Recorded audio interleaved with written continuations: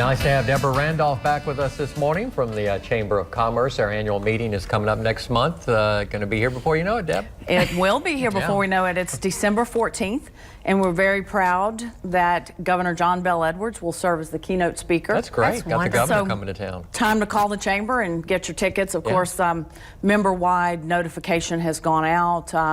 And there are some sponsorship availability, but the tickets are, you can get a whole table or you can buy individual tickets. The individual tickets are $30 for members, $35 for non-members.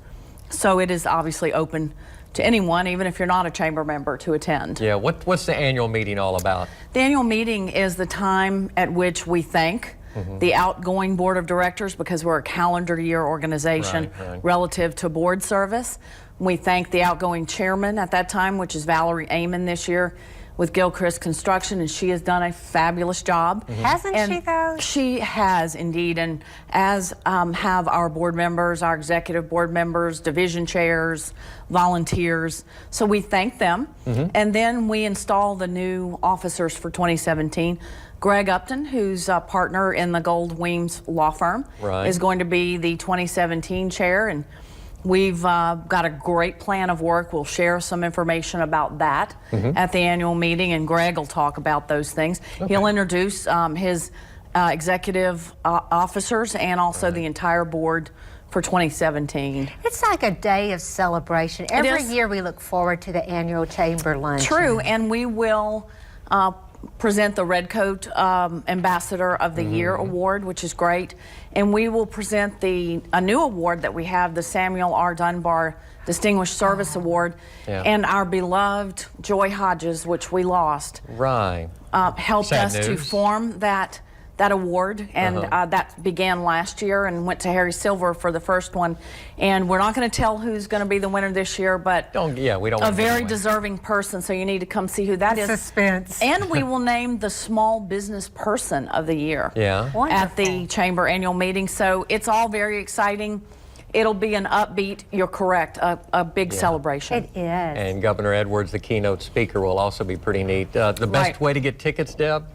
Call the chamber at 442-6671 or go online, cenlachamber.org. Okay. Any of those ways. How many members usually? Well, last year we broke a record and we had over 450 attend. It's going to be at the Holiday Inn Convention Center this year, so it's great to have that venue back. And that's really nice. I've been over there a couple of times. It's the remodeling has turned out really well. It has. We were able to host the Women in Business Conference there this year, and it was terrific to have that. We've also been able to host things at, of course, the Hotel Bentley, and we try to spread our events around. We go from Pineville to all over Alexandria with our events, so we're very proud to have our downtown venues though as well. Now, if you have a second, talk a little bit about what Saturday, Shop Local Saturday. How did that go for us? Well, once again, the chamber participated in Shop Small Saturday and the promotions, and Shop Local for the holidays and beyond. Both Friday and Saturday seemed to go well according to mall management.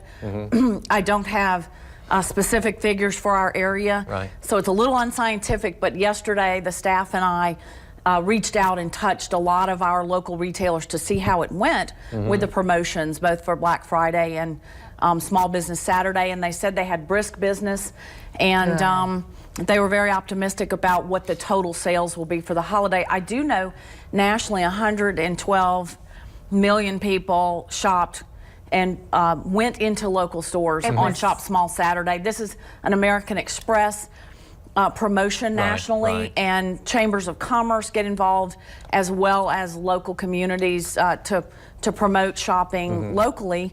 And of course, why do we do this? Well, there's a larger multiplier relative to economic development impact when you shop locally. Shopping locally always benefits us, whether you go to the big box store or to your locally owned store. But if you go to your locally owned store, up to as much as $48 for each $100 is recirculated back into the community. And at the big box store, only $14 of the 100 stays here. That makes a big difference. Because much of that profit, goes to the national company. And our biggest challenge with our locally owned stores, of course, is the cyber shopping, the shopping online, which so many people do now.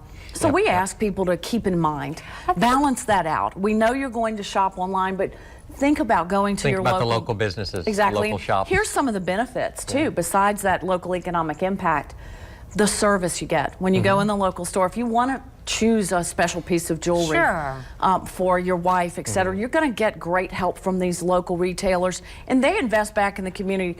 They sponsor ball teams. They buy an ad in the high school football program. They're involved in those things that absolutely that your cyber retailers do not do. So let's support them. There you go. Annual meeting, Deb, coming up December 14th. Absolutely. Get tickets. Thanks. Thank you. Thanks for Appreciate being it. with us, Deb. You bet. More to come. Christmas on the Hill. We'll tell you about that in just a second.